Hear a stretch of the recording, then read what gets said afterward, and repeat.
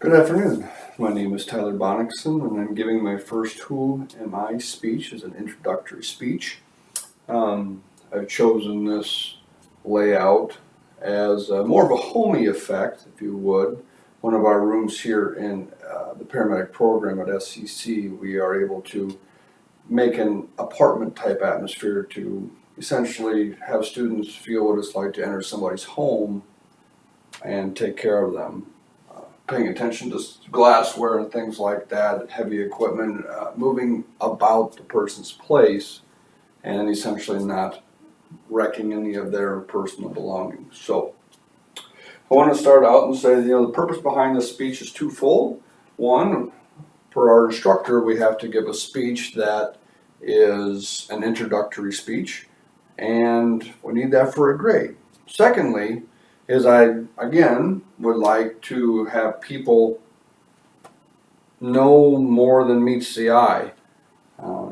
As an instructor, people always just assume you teach and you don't really have anything else to do at nights or the weekends. So I just want to share that a little bit of information with you.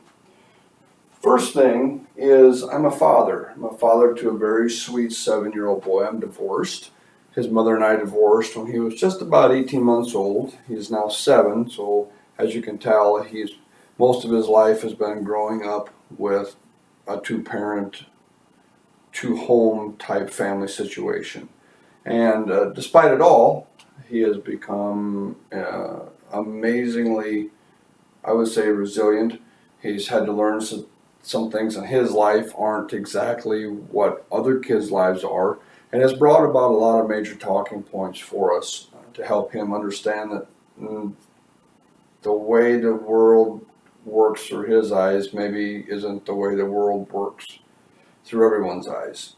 And allowing him to express how he feels, I believe, has really helped him understand that maybe this is just a little bit different. But it's not always bad. So the next thing is he showed his bottle calf the first time this weekend at the Saunders County Fair. I actually held off making this video because I wanted to find out how he was going to do this weekend before I put that in here. Again, looking back, I probably should have put it in and let what happened happen, but he has spent most of the summer doing and working hard with this calf to get this calf in a place that she was really kind of safe for him to take into the ring, safe to be around people, paying attention to how she's reacting.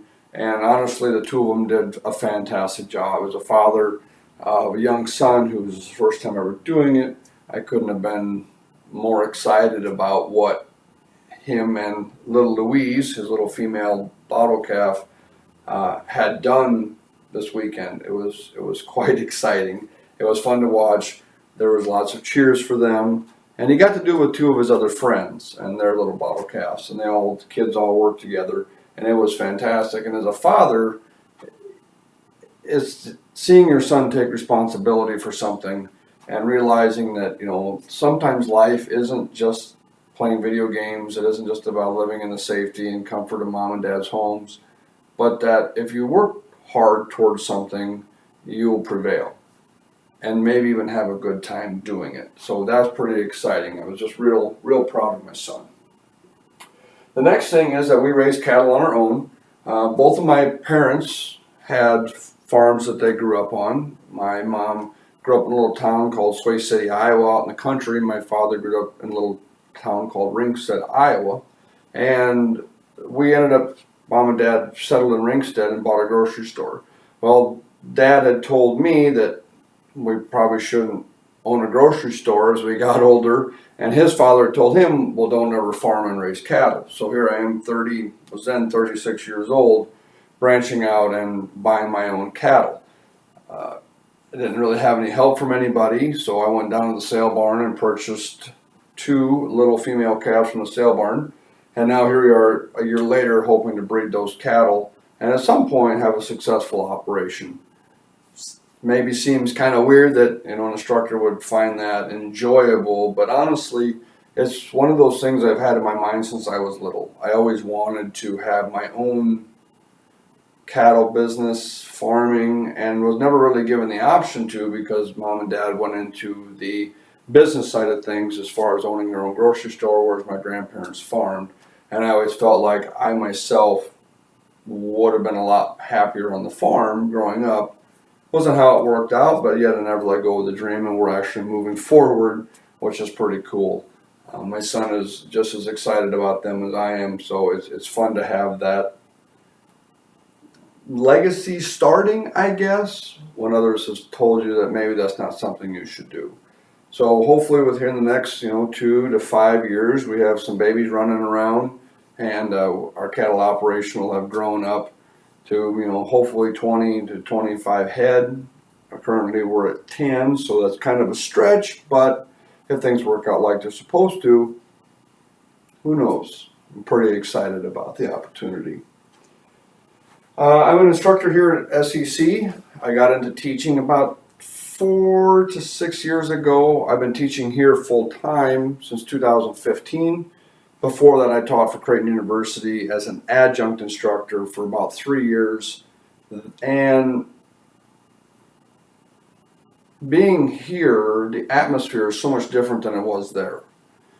Here, my program chair has allowed me the liberty to take my classes where I want to, following the curriculum, using a lot of ELE, using a lot of discussion, using a lot of scenario-based stuff. We try to stay away from PowerPoints, and we're more interested in engaging the students in the conversation and putting them in scenarios such as this room where the students can see what it's like to work in a small space with some of our larger equipment, effectively moving patients.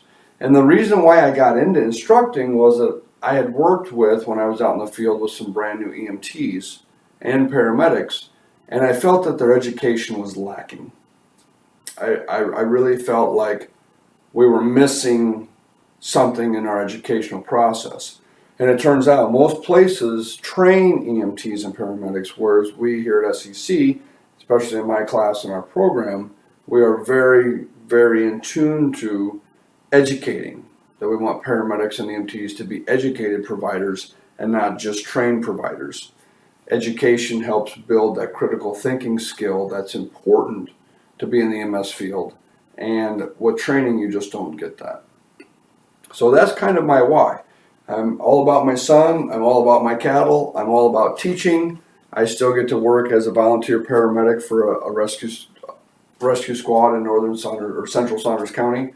And I just implore all of you that if there's a dream that you've had since you were little, just maybe you have to put it on the bookshelf. But the nice thing about putting things on the bookshelf is occasionally you have to dust them.